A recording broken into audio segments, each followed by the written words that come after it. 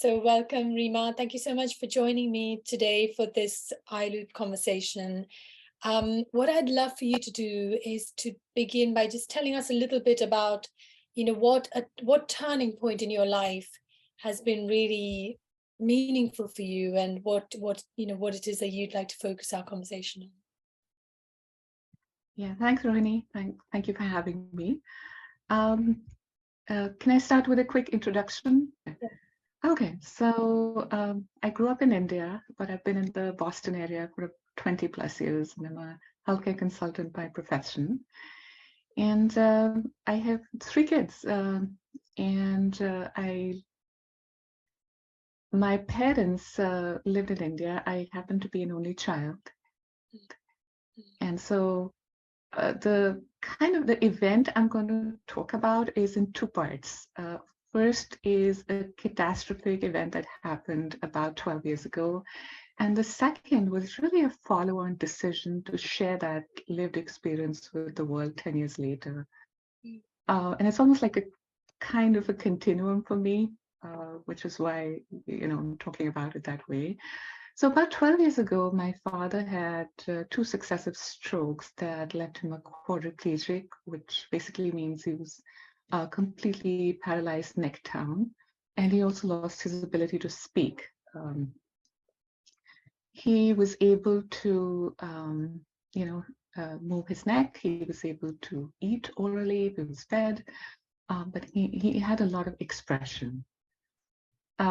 Just like I think all of us, my first reaction to this was pretty typical. There's shock, there's sadness, there's disbelief.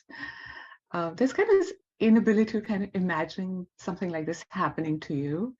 And then you kind of very quickly start going to this, oh, everything will be fine mode. What can we do now? What do we need to do to fix this, to get him all better and back to normal again? So since my parents live in India, in Delhi, and I live in the US in Boston, when the strokes happened, and about 2 years after that my father lived, I traveled back and forth a lot and spent a lot of time in Delhi. So even though my mom was the primary caregiver, and she was supported by family, friends, a therapist, an attendant, there's the whole kind of scaffolding you have to create around, caregiving for a person in that situation. I would say my role was more of a secondary caregiver, helping when I was there, helping a lot with the planning and kind of assisting when I was there. And more importantly, I think there's a role in terms of just supporting the primary caregiver and helping them feel empowered and confident. And then I had kind of the self-ascribed role of the research assistant. I researched everything possible about his condition and medication. What can we do? Where can we take him? The clinical trials, any opportunities for other innovative treatment. Sometimes, it's just, you kind of have a sneaking feeling when you're doing these things that they may not be so useful, but there's always that little nugget of hope saying, maybe I'll find something. And I think during those 2 years, we often spend a lot of time wondering what was going through his head. Basic things like, is he comfortable? Is he hungry? Is he hot? Is he cold? To how is he really thinking about everything that's going on around him and kind of being done to him every day? I do have to say that I had a lot of observations and learnings in terms of caregiving per se in this process.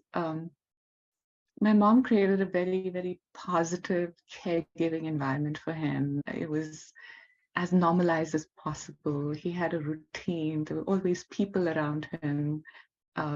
He was part of every conversation, as in every conversation happened around him is how I would put it. But he was always there. He was always central to everything that was going on. I started writing a diary on his behalf.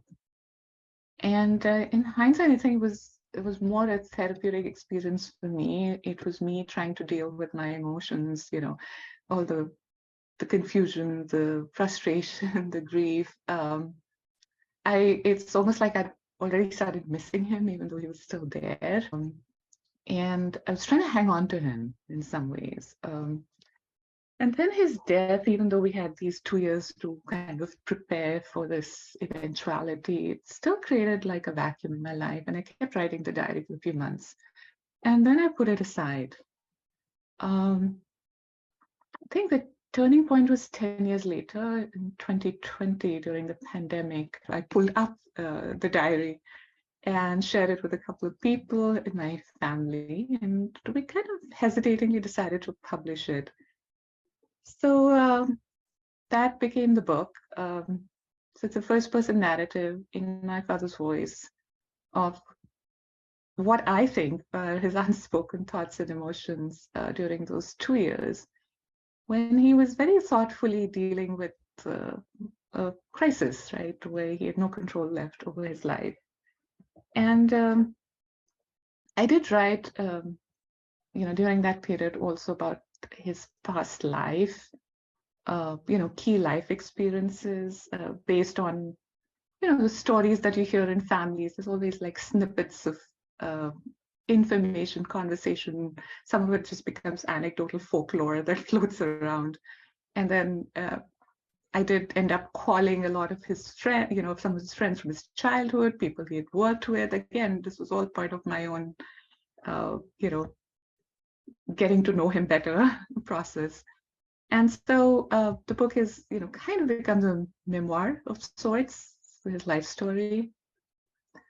And when I shared it, my goal was really just to draw attention to some of these the challenges associated with aging, disability, the kind of the physical, mental, emotional burden of caregiving that I had experienced somewhat and kind of observed up close with my mother.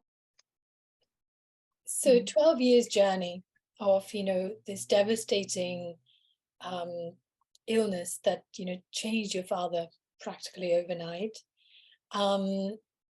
to finding a way to deal with that in a very sort of different way to maybe, everyone's got their own way of dealing with it, but yours was to actually write a diary, not of how you were feeling and what was going on for you, but actually putting yourself in his shoes or in his mind and doing that. So tell us a bit more about how you did that, because what was your mental process where you somehow were able to connect with what he might be thinking? So I used to spend a lot of time, just when I traveled back and forth. It was literally, I would spend 2 months in Boston and then 3 weeks there. That was kind of the cadence of travel that I maintained. And over the summer, it was even longer because I just, took my kids with me. So we spent like up to 6 weeks in summer. So I spent a lot of time just watching him and imagining what he was thinking. So one of the hardest parts of the process was coming back to Boston every time. It was really hard to leave. And a lot of the writing I did was while I was in Boston and not while I was in India. In India, I was kind of very immersed in and kind of dedicated to just being there with him. So there was no order to it necessarily. So I had a conversation with my mom about how they met, how they got married. I wrote that. So I really had a bunch of different Google Docs that I had, that which kind of all became chapters, got pieced together as chapters. Yeah.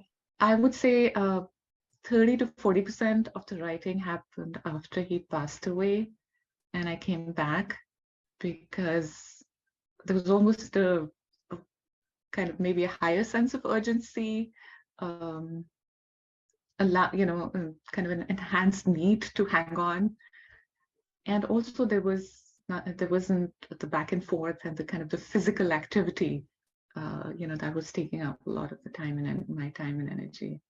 Yeah. So I mean, I'm trying to sort of put myself in your shoes, and I'm so sorry that you saw your father suffer in such a way, and I'm really keen to actually to get to know what your father was like before this accident happened, because it feels to me that, you know, you and your mother would not have had that connection with him, that desire to make his Mhm. life as comfortable as possible, as happy as possible, had he not been an amazing, you know, force in your lives before this Yeah. happened. So tell us a little bit about your father. So my father was born in a village in Punjab, and he was the youngest of you know, many siblings. Um, he was born in a family that had, that owned a lot of land, and they were kind of like the main family in the village. However, sometime in the 1940s, in the late 40s, they lost, the family business kind of went astray because the person who was, in charge of the family business passed away, and nobody else knew what to do, literally.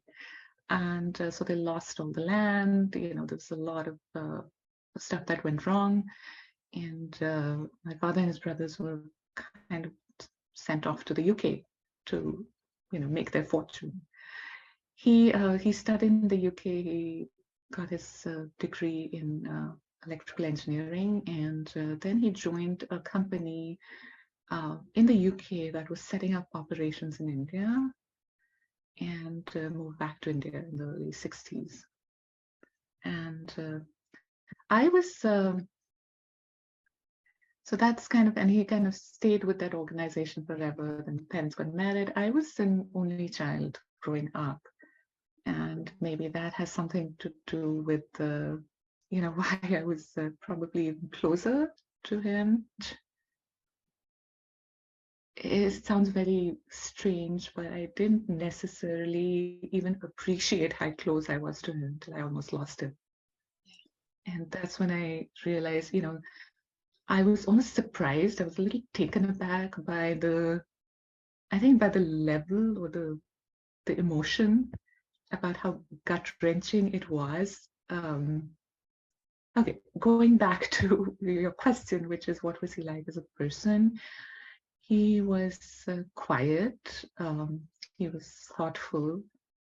He was very, very disciplined.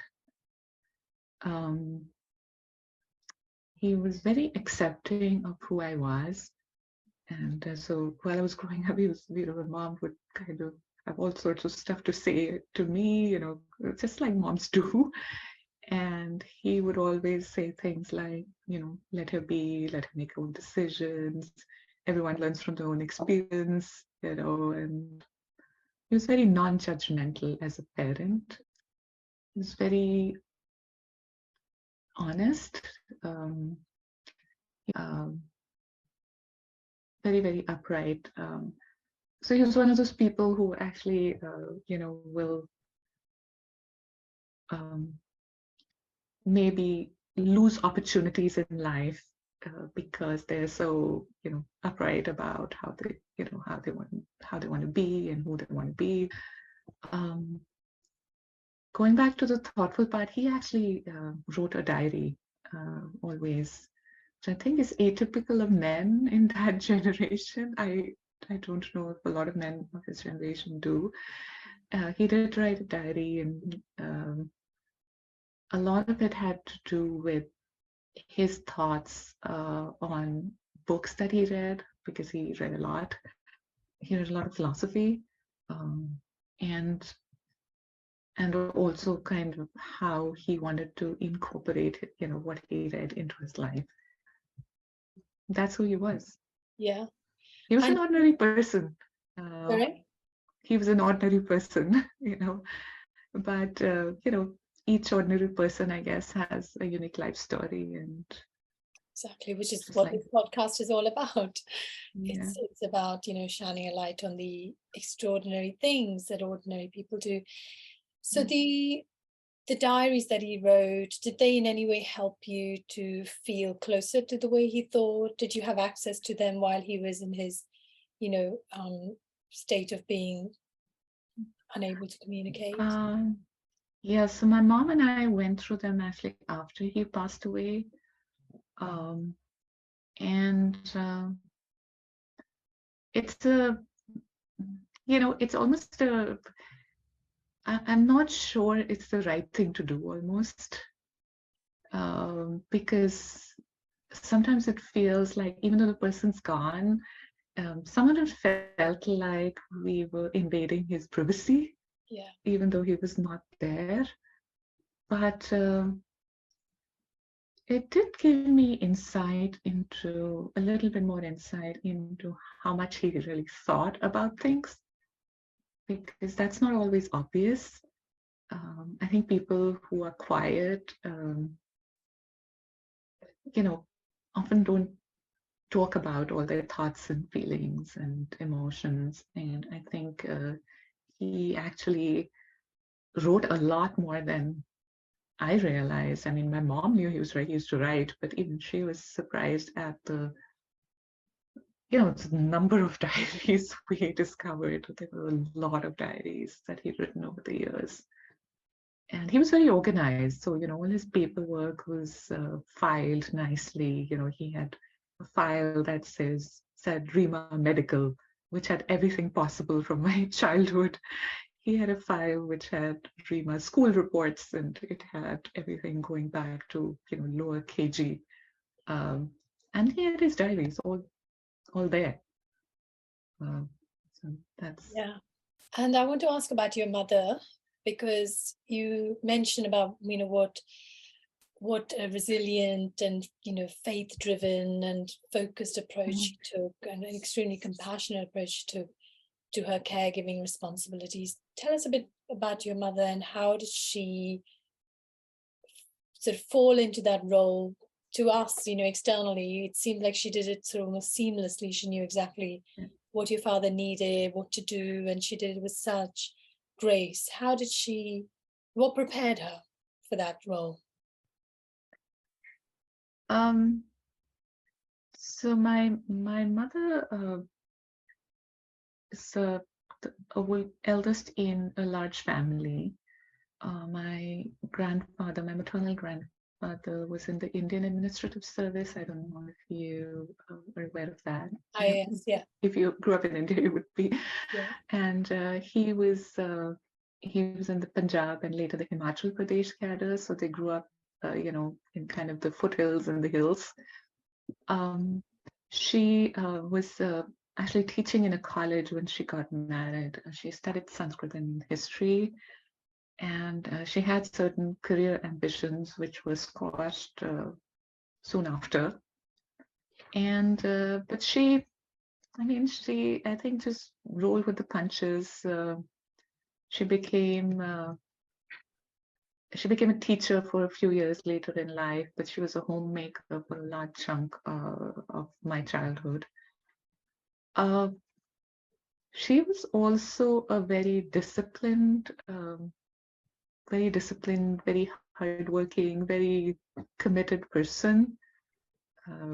It was like a problem in your childhood when you have two parents who are super like organized and disciplined. And it's almost like when you wake up at 7 a.m., everyone thinks it's super late, and you should, because everyone else has been up at 5. And I think even though she was super well educated, she was still able to adapt to being, kind of a homemaker and kind of give it her all. So it was almost like whatever she did, she would just give it her all. And when the stroke happened, I don't think there was any question in her mind that this was going to be 100% of everything she did, and she was going to pray, she was going to take care of him, she was going to dedicate herself, and maybe, just maybe, he would recover. But more important than the physical care, I think it was the mental and emotional nurturing that he got in that time period, which is, I think, equally, if not more important than physical care. To me, that was the big learning.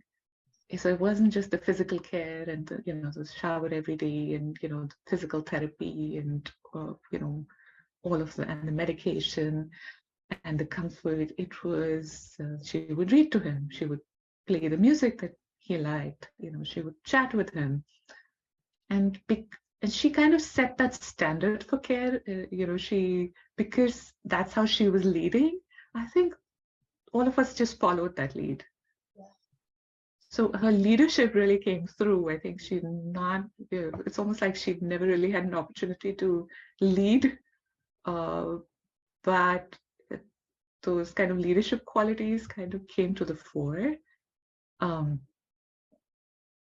She was, rigid about something sometimes. And so there would be like these little arguments with the attendant, but it was very rare, mostly everyone just followed her lead, and because she was comfortable with him, other people were comfortable. So if someone came to visit, they wouldn't sit in the living room. She would say, "Oh yeah, come on, have some." She'd have. We always had chairs near his hospital bed, and a settee where she even slept at night. And so everybody would just kind of cluster around him and have tea there. So instead of sitting in the living room and talking about him and his situation, the conversation would happen around him. Yes. The bed would be cranked up, and we would give him some tea also sometimes, depending on the time of the day. So I think I learned to appreciate her a lot more also during these 2 years. And actually, what really strikes me there is that, even the fact that he wasn't able to necessarily respond, like he wasn't able to answer. There was no response. Yeah. And it did not stop her or you or the people in that community that cared for him to treat him exactly as if he was a fully functioning human being. Yeah. Tell me a little bit more about that, because, it makes perfect sense that you would want to do that, but it's not so easy when it feels very one-sided. How did you and your mum learn to read, maybe almost kind of like develop a different language of communicating? How did you do that? I think it was a combination of facts. It was the interpretation of his expression that I mentioned earlier. Give us some examples. It was this belief that, his cognitive abilities were intact. And that was partly based on the expression, because his expressions were accurate. So if someone, it's very hard to judge how much cognition and the depth of cognition of the person who can't communicate in any way. Because he couldn't speak, and because he was paralyzed neck down, he also couldn't, gesture or write or do anything whatsoever. And his expressions were accurate, right? He winced when it made sense to wince. He smiled when it kind of made sense. With the TV show that was funny. If Mr. Bean was playing, he would kind of laugh in this odd way, but he did laugh. He was able to smile, laugh, cry, wince, grimace. He looked sad, he looked happy, he looked calm. So it was a lot of that. I think I'm trying to imagine a situation of him being completely blank. I think it would have been harder in that situation, but because he had expression, not all the time, a lot of times. There were times when he looked completely tired and exhausted and blank, and he would just be like this. But I think that helped keep that communication going, just the expression and the belief that he was understanding what we're doing, and it was important to treat him with respect.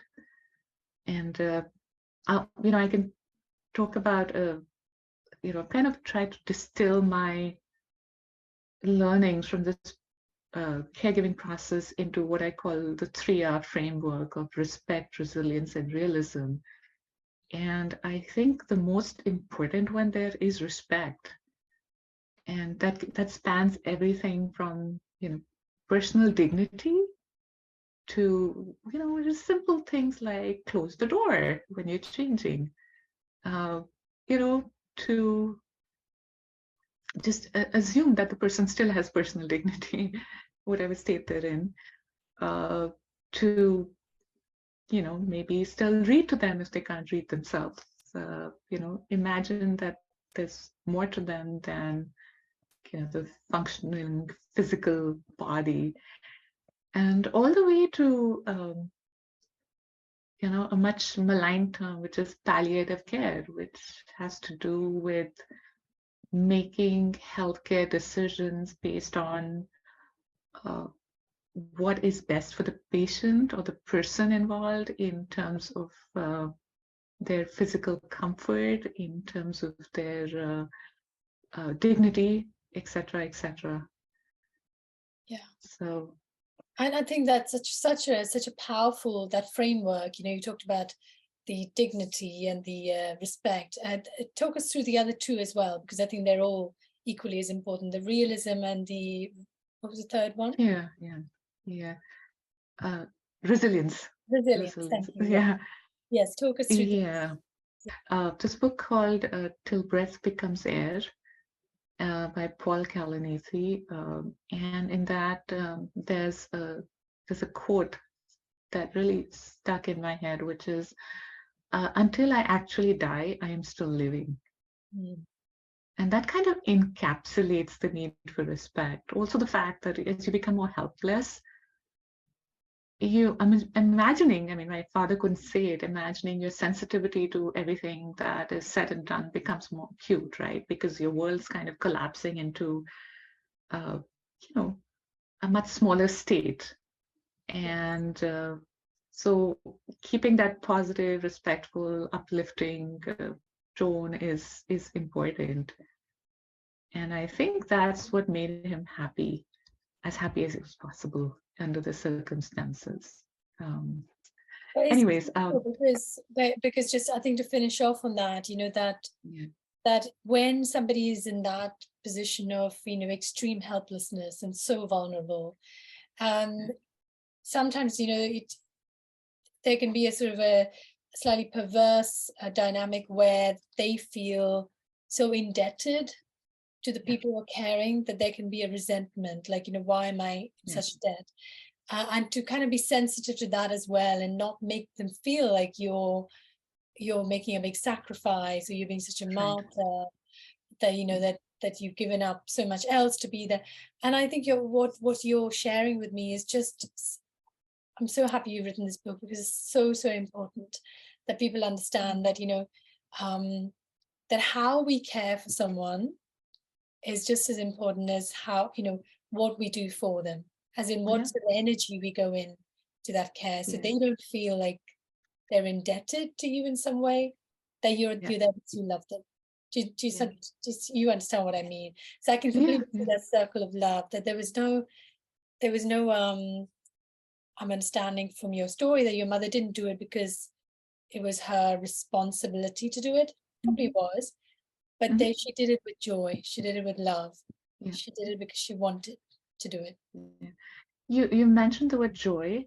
Um, one of the people who read the books, said to me, the byline of the book should be joy is still an option.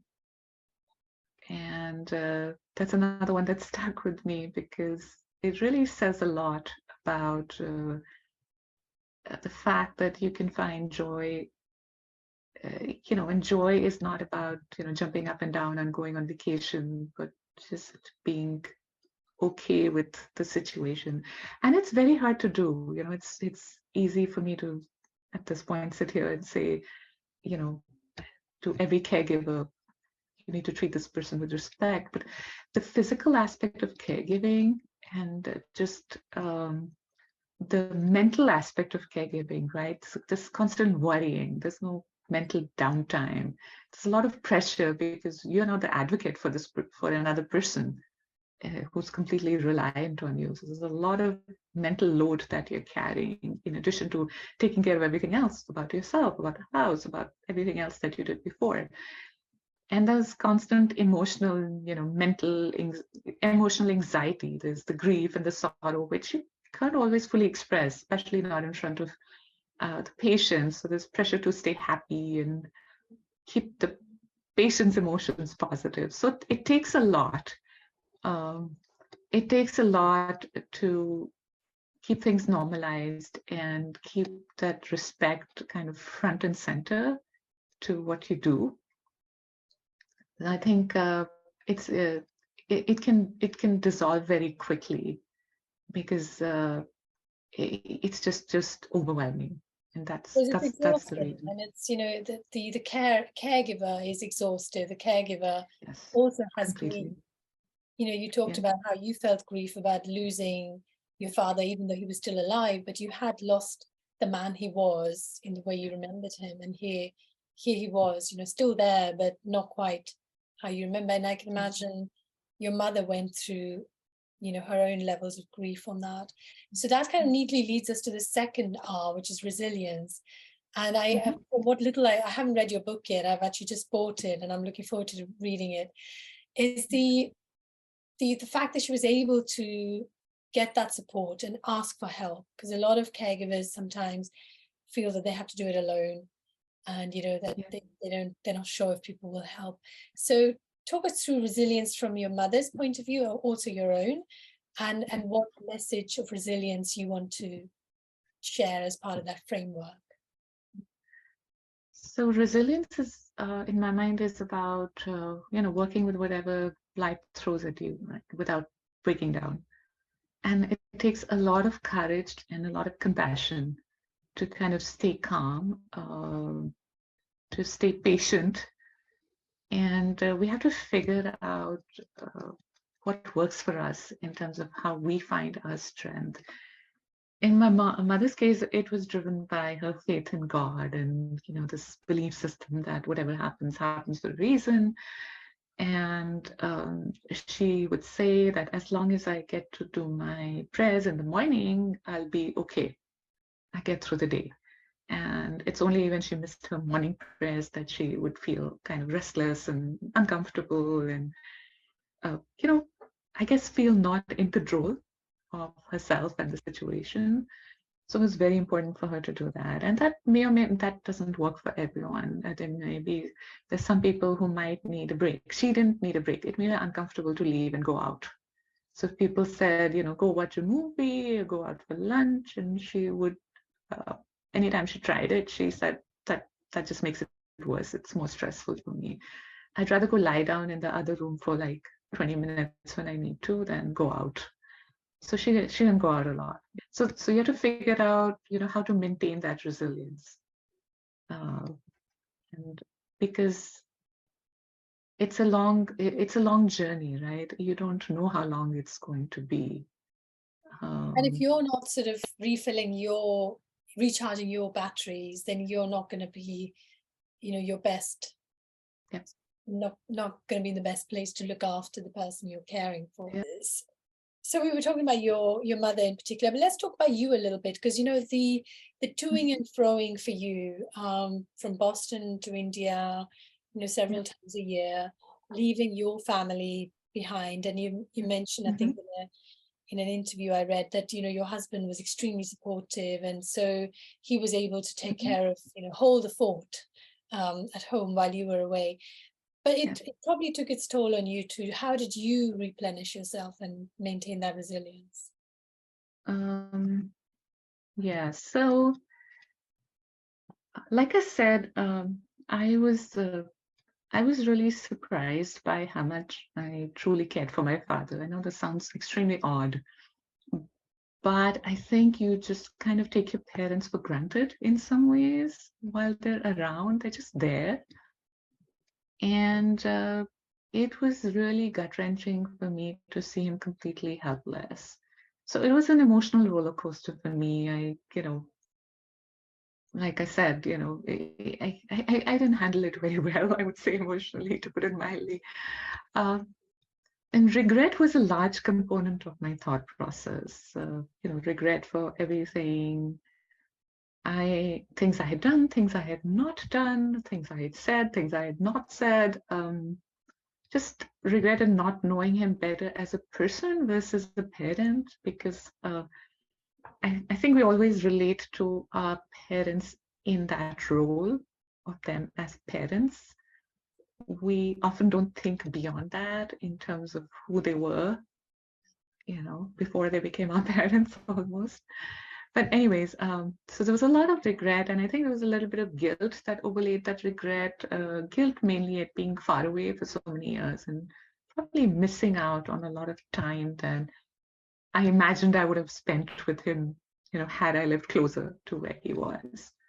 Now, whether I actually would have spent time or not, I don't know. But there's always this feeling, right, that, oh, there's this what if I had continued living in Delhi? I would have spent so much more time with him then. In this process, I would say my support system, ironically, was really my mother, who was in some ways more affected by the whole thing, but was still kind of stronger than me mentally and emotionally. And my husband, like I said, took care of things when I traveled. My kids became a lot more independent when I was gone. They were 9 and 11 at that point, just for context. And then, during their summer vacations for 2 years, they spent their summer vacation in India with me.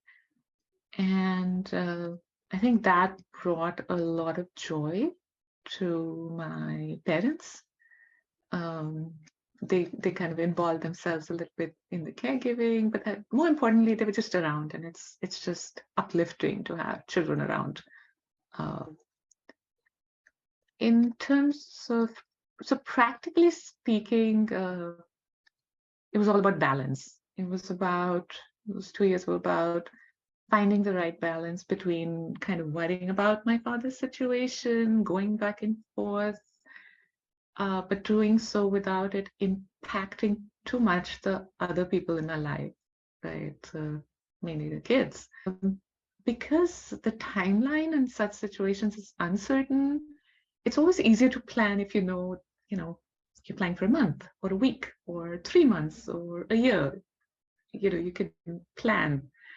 But because it's, such situations uncertain, you just have to kind of find a balance, and it's hard to keep your normal life going sometimes. Were you working at the time, or did you have? I was working. Yeah. I was working. I was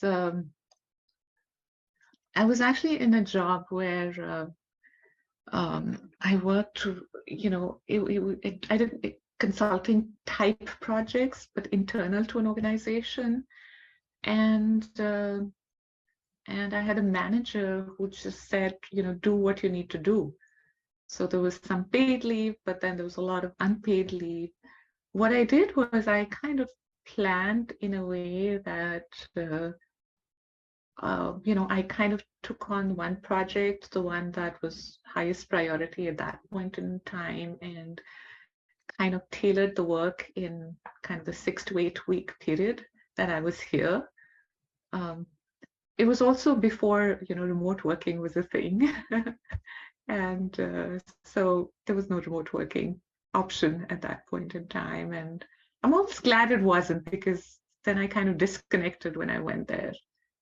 Because you In were fact, be present for your father rather than. yeah. Do you know, it's Yeah. interesting, and when we talk about resilience and we talk about support systems, that how many people who are not in that direct scaffolding also provide the support, like you're having a manager who is very understanding, having an employer who allowed you that space and time, having a spouse who was there, your kids, and I think that, but the key, the core of it was this firm belief that you and your mother had, that this was a situation that was going to be as good and joyful and compassionate as possible. And it feels like that from that core radiated this energy, which just brought other people in to support you in the way you needed. Yeah, I mean, when you walked into the house, it was a happy home. You know, it didn't feel, and you know, I emphasize this because it happens very quickly when someone's you know, ill or disabled. The environment just becomes gloomy very quickly. Yes, It just happens. And yes. so the fact that it didn't dissolve into you know, gloom and doom thing was super important. Uh, yeah, absolutely. Yeah. I recently went to India and I had my grand aunt, who was 91 and had just had a second, really bad fall and she was bedridden Mhm. and there was care and there was love, but I think it was a little bit like, she was now a patient who is bedridden. It's easily done, even when there's a lot of love. It's easily done where you Yeah, you see that person as a patient now, not the yeah, person that they not a once was. person. And I think Yeah, we need to actively remind ourselves that behind that facade of, whatever disability or illness, that there is still that mhm. person thinking, feeling all the things that they were before. Talk to us about the third R, the realism, Mhm. which is the other important still. Yeah, Yeah. yeah. So realism. So all of us want to, you know, by nature, fix things, right? We want to solve problems, fix things, and uh, and we put in a lot of effort to do so. So realism is all about understanding that effort doesn't always yield the results one hopes for, but you still have to keep going. And sometimes it's about managing to the best of our abilities. It's about balancing hope and optimism with realism. Yeah. And to me, the most profound,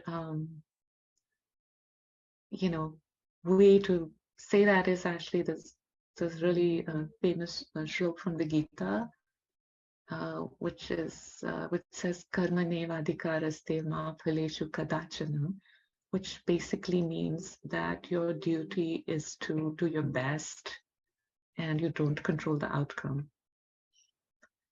And I think that that kind of encapsulates you know, that's third R, realism, because so realism is not the opposite of optimism, right? It doesn't mean, oh, I'm going to be realistic and he's never going to get better, so I'm just going to kind of give up and wait. Yeah.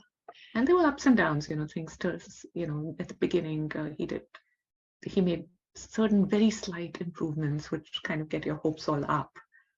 And and then he didn't improve, but he stayed steady. And so the realistic aspect of this was just that maintenance of physical comfort and hopefully emotional sustenance. Yeah. Yeah. It's sort of about, the non-attachment to the outcome of your efforts, isn't it? Yeah. But being very attached to the efforts and putting your heart and soul into what you do, but then Mhm. leaving the consequence of it Consequence to, of the outcome. Yeah. to so tell me a little bit about how, after he has gone, what has it been like for your mother in particular? It must have been a huge gaping hole for her, having It spent was a 10 years. huge gaping hole indeed. Yeah. But she, you know, she's just she's a strong person, and she managed, I think, really well. She still lives alone. She she did start spending more time with me here in Boston. So every summer she's been, you know, kind of till the pandemic, she was coming over and spending a few months here. But even here, you know, when she's here, she's pretty independent. You know, she does the thing. She's uh, you know, has a daily routine. She also has connected with the people, with kind of the senior community in the town where I live. So when she's here, she goes to the community center at least 2 days a week. For There's a kind of an Indian South Asian community group, but beyond that, there's also kind of a mixed group that talks about politics and current affairs and things like that. So she participates in those, and she's done well. I'm hoping we can maintain that going forward. And your mother's name Olivia. is Kushi? Is that right? No. Sorry? What's your mother's name? Harshi, yeah. Harshi. I thought it was Kushi for some reason. Kushi in the book. No, you're right. Kushi in the book. Yeah, I did. I did change the names in the book. It was almost like when I decided to publish it and I read it, it was really hard to put out there almost, and changing the names gave me a little bit of distance from the published book. Yes. And it's hard to explain why I did it, but it just made me more comfortable. I hear you, and I want to talk about the book for a minute, and also I think you're sort of expressing how that book was a bit like therapy for you, and how you preferred to do it that way than go and be part of support groups. Talk me through that, because there are obviously support groups for different kinds of grief, and some people of course find a lot of help with that. And what was your experience, and why did you choose to go down this path instead? I don't think it was a choice I made. So it wasn't like I sat back and said, okay, I'm not doing a really good job dealing with the situation and I need help, and what should I do? So I don't think I have the time, honestly, or the energy to try and find support outside, because even that process takes time and energy. I didn't know when I was going to be in Boston, when I was going to be in Delhi. Also, finding either an individual therapist or a group that works for you is not an easy process in itself. It's a whole process in itself, right? It's almost like you have to first do your research, find people. Maybe the first therapist you talk to doesn't align with you in some way. You have to find somebody you're really comfortable with. So it almost like it takes time and energy to even go down that path. Yes. So I just didn't have the capacity to do that. So that's one. Secondly, I think I did not necessarily think of it as an option even for myself. Just a very private person, and so I had my natural kind of guard and skepticism about talking to people who don't know me, and I feel like they would need to really know me really well in order to be like a helpful process. It was just I just felt like I needed to understand how he was feeling, and what better to understand what he was feeling than try to just write it down or type it out on my laptop, which I could do while I was sitting there near him, which I could do while I was on a plane, which I could do while I was here, after dinner, at night. Were you able to share with him what you'd written about? No, I wasn't. I hadn't finished it, and also, I think at that point it was really just something I was doing. I didn't share it with anyone. Even my mom read it, in 2020. What was your mom's response? Literally nothing. She was, her first reaction was just being uncomfortable a little bit. I think she was uncomfortable she said, I did something that anybody would do, and this makes it sound like I did something heroic and I'm not a hero. That was the first reaction. And I said, well, you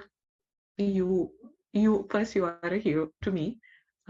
And secondly, all of us do heroic things at certain points in our lives. And so it was more kind of, she was very touched by it, but she was uncomfortable at, like she said, being portrayed as a hero because, in her mind, what she did was just what she needed to do. But it's been a very interesting and fulfilling journey for me personally in a few different ways, since the book got published. And it's been 2 years since your book was published. Yeah, about a year and something, yeah. Yeah. And tell me how your life has your life changed as a result of the book? Because, it was there for you to express what was going on in your heart and for you to process your grief. And as you allowed a little bit of space and time between, losing your father and actually having this read and heard by other people, I'm just curious to know how that inner sort of healing process has evolved. Like you said, that space, I've had that space and time to heal. I think it's not, so you never like kind of move on, there's these cliche things which people say, which is like, oh, you need to move on with your life. Yes, you move on with your life, but there's always kind of a little part of who you lose with you in some ways, and that kind of pops up at different points in time. And to me, I was very nervous when I published the book. Not that everybody was going to read it and the whole world was going to know, but just even one other person reading it was a big deal to me.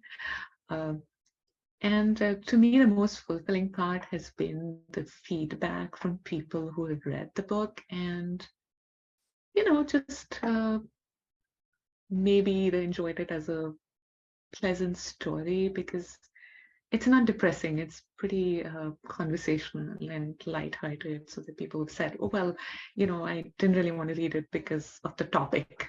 And then they read it and said, oh, well, actually it wasn't depressing. But more importantly, they've been able to relate it to their own experiences, their own thoughts and actions. Or the most interesting part, which has emerged, during this process, is people who've said to me, well, my parents are still here, but this has helped me look at them in a new light and kind of maybe appreciate them more in a certain way. And, this call to action that has emerged in terms of talking about the value in intergenerational connections, which have somewhat, gotten lost. There's a lot of positives to kind of the individualism that has emerged as kind of our primary approach in interacting with family and community and society. And, there's huge upside and positive to that. But there is, there has been a loss in intergenerational connections. And I almost feel like intergenerational connections, which were very structured, historically, and kind of relied on kind of a hierarchy of respect, merged with kind of the individualism and the kind of more equivalence in relationships across generations. So allows us to interact more positively and more across generations, and for it to be more enriching in many ways. And so the fact that my primary emotion was regret, and that's what kind of drove me, this thought about opportunities lost forever, really drives me to encourage people to connect with their parents. So I talk about the 3R framework, the respect, resilience, realism for situations, for facing crisis situations, but kind of the more ordinary life, in ordinary life, something that's almost universal is, guys, please call your parents. And that's another kind of conversation that this book has triggered. Continue to advocate for kind of the aging, disability, caregiving, palliative care space in whatever way I can engage, speak, right, and participate, just to kind of amplify those conversations wherever they're happening. And I'm hoping I can donate more time and energy to maybe a specific organization or a specific cause. So that's something that I'm exploring also. So is that something has that become your life's main mission? Is that it's definitely one of my missions. Mm. And there's a couple of other things that I'm doing, but yeah, it's definitely something that I would say is a personal mission that I want to kind of stay on. I'm conscious that we've gone a bit longer than the hour I said. I hope that's okay with you. Yeah. I think that the 3R framework clearly is very much about when you have that sort of life-changing event and somebody becomes helpless. But I also sense that it's about, don't wait for that. The 3R framework can work in normal relationships, can work in relationships between parents and children, where we are more respectful to our children. Sometimes we do treat our children as if they have no thoughts, and that we're the people who have to make decisions for them. So I love that, and I think that I'm so happy we had this conversation. I'm really looking forward to reading the book, and I also really acknowledge you for putting yourself out there, because I'm sure it's not easy. There's a lot of stuff that's very close to your heart, and I acknowledge you for doing that, and to do that in a light-hearted way is also not an easy thing. So thank you so much, Rima. Is there anything else before we go that you'd like to share, or any sort of word of advice for anyone who finds themselves maybe caring for someone who perhaps they didn't have such a close relationship with? Because sometimes we don't always choose who we care for. So it could be you're suddenly caring for somebody who didn't get on very well with. How would you ask them, or not ask them, but how would you suggest they use this framework even in that situation? I think it's almost like you have this, the framework becomes almost more critical in such situations because you have to be even more conscious of the need to be respectful, kind of appreciate, whatever that relationship is. Almost think of it as an opportunity to introspect, around who you are. And it is really an opportunity for personal growth in some ways. So it's partly about the person you're taking care of, but you also, I think there's a lot of learning and growth for us individually when we're in such situations. And that can be fairly universal. It's beautiful. So thank you so much, Rima. It's been a pleasure talking to you. Thank you, Rohini. It's lovely to meet you. And you. Thank you.